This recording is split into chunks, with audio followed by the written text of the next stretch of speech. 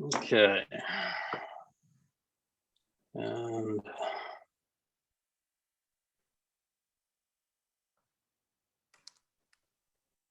let's see. I'm assuming we have, okay, I see enough for quorum. So I call this video conference meeting of the Bryan Independent School District to order. Let the record show the quorum of board members are present via video conference or telephone, that this meeting has been duly called and that notice of the meeting has been posted in accordance with the Texas Open Meetings Act, Texas Government Code Chapter 551. This meeting will be audible to the board and public and will allow for two-way communications for the board and district administration. The public has been provided telephonic and video conference access to this meeting. So thank you for joining us today. And we will jump into citizens' comments. The board will allow public comments as some participation to be made in an alternative format. The alternative format required that those wishing to address the board on either an item on the agenda or a non-agenda topic must have sent the comment via email to bisd_digital_meeting@bryanisd.org 10 minutes prior to the beginning of this meeting. Public comments cannot exceed 3 minutes when read aloud. If we have a public comment that has been submitted, which pertains to a pending personnel matter, accordingly, we are going to read that comment in closed session as permitted under section 551.074 of the Texas Government Code. And I don't know if Ms. Lee has had a chance to check. I know that we have no public comments. So at this time, so we will go straight into business services, discuss and consider approval of, of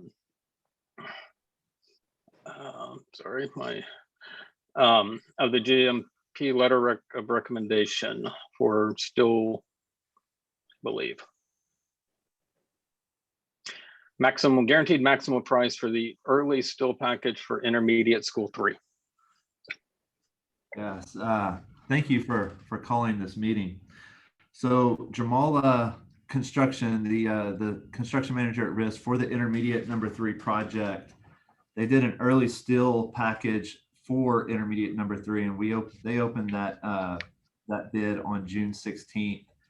And the still package, actually, the still package GMP came in at $7,665,062, which was roughly $180,000 lower than we were originally estimating based on the CMAR process.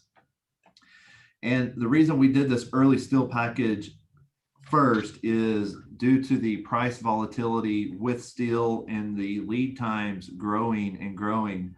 We wanted to lock in our prices and get the product ordered and get it fabricated and onto the site as quick as possible. So this was to alleviate some of the concerns that are going on in the construction world right now.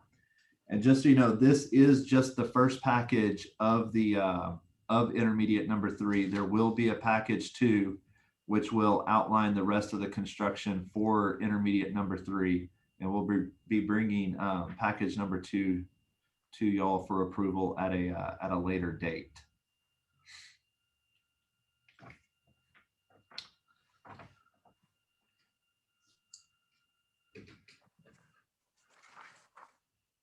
So Dramala, since we haven't used this process that much in the past, here and there, maybe go into a little more detail about what Dramala did. They apparently did put it out essentially for bids, correct? Yes. So with the CMAR process, construction manager at risk, we hired Dramala as our CMAR for this project, and then through the process, they will bid out the work and they will procure the work, and they send it out to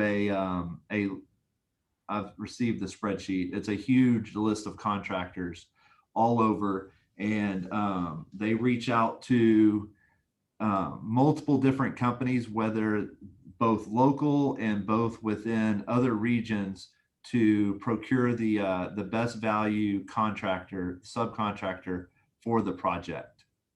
And this one went out to it was the structural steel fabricators, the structural steel erectors, and the lightweight concrete and roof deck installers is who received this one. And then the next package will hit on every other subcontractor for the rest of the building.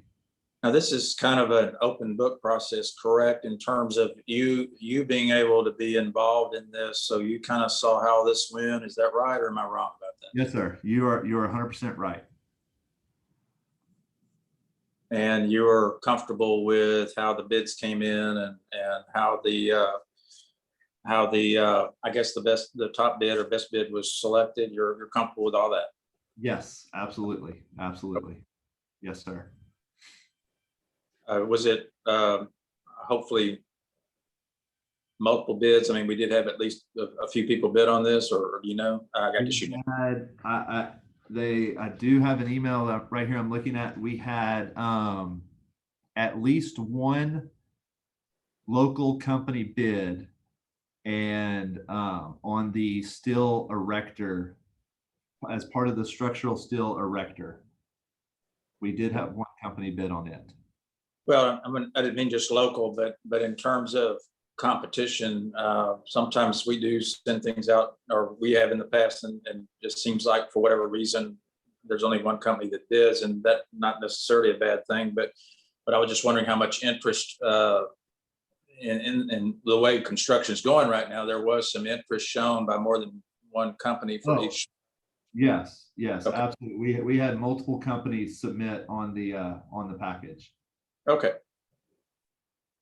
Yes. I'm just trying to gain a little level of comfort that we had some competition out there, and that it was, you know, they didn't have to take just obviously just accept one bid that might have not been very competitive if we, and you know, we're dealing in strange times and difficult times in terms of trying to get good prices, obviously. So that's the only reason for my question. I appreciate your answer. No, absolutely. Thank you for. I had a question related to budget and where we came in based on what we predicted. We might, and I understand there's a lot of fluctuations in the market, but did we come in roughly where we expected to be on this? With this package alone, this is only the GMP for the early steel package. We came in around, it was roughly $180,000 under what we were planning on. So right now we came in under for the early steel package. Well, that's exciting given the volatility of the market. So I appreciate that. Thank you. Yeah. Very good news.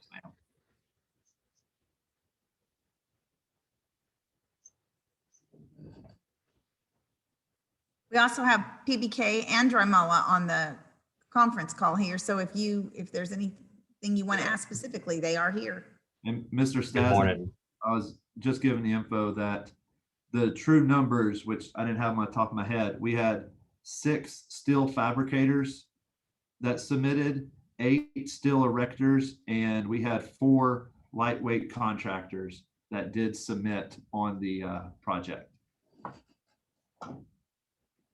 Well, I won't belabor this too much, but I do want to say that I know that when you're trying to estimate what the cost of this is going to be, you have to take into account what the circumstances are in the background, and I'm glad that it's under what the estimate was. But if you were trying to estimate lumber a month ago, especially, you would be tripling or quadrupling what was the prices in the not too distant past. I guess I would like to hope, and there's nothing necessarily that we could do about it, but I'd like to hope that the only reason we were under the estimate was because the estimate was very high and taking into account the volatility of the market.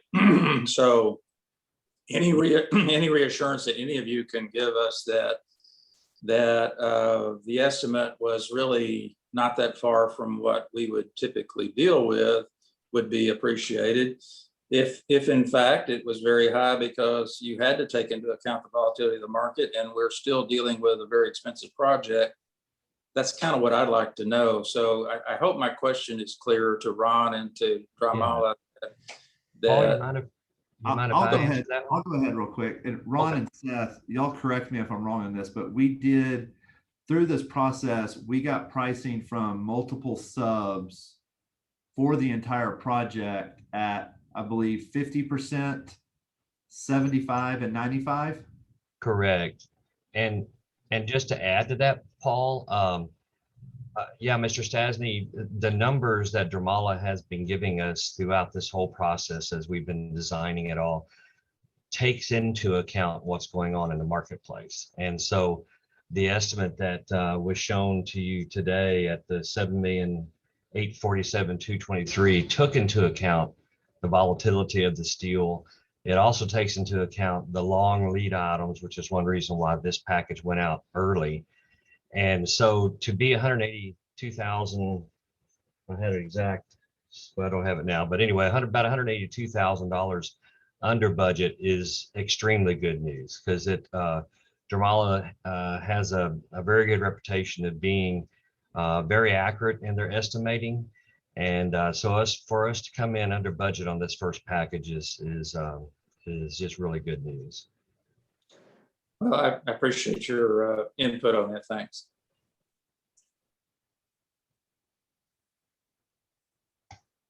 If there aren't any other questions, I'm happy to make the motion.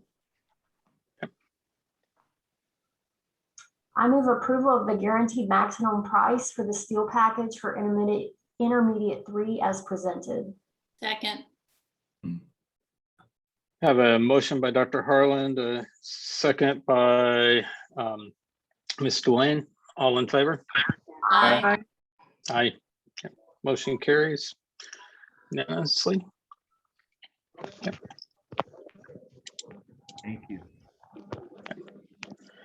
And with that, the board will now convene in closed session to discuss items as allowed by 0.074 of the Texas Government Code. In order to go into closed session, the members of the public who are accessing the meeting via telephone or video conference will either be placed on hold or be placed in a waiting room while the board meets in closed session in accordance with the applicable laws. While the board is in closed session, members of the public may remain on the regular meeting telephone line or the video conference link that was provided for the general public while waiting for the board to reconvene the open session. Upon concluding the closed session, members of the public will be removed from hold or the waiting room and allowed to access this regular meeting video conference once again, and the open session will reconvene. No voting will take place in the closed meeting. Any action the board wishes to take as a result of discussion in closed session will take place after the board reconvenes in the open meeting. It is now 12:16.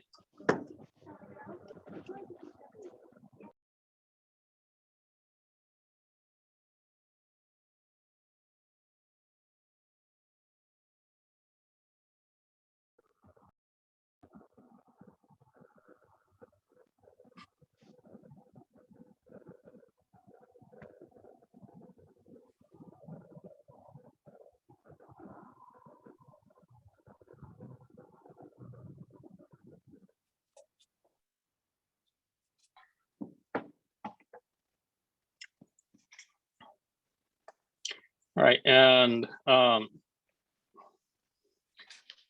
will pick us up as soon as I get a word that we're all back in. I just received word that they are recording now, Mr. McCall. Okay. The board reconvened in open session at 1:01. No action was taken in closed session. And if there's no additional conversation or topics, then this meeting is adjourned. Thank you. Have a good day. Thank you. Thank you. Thank you.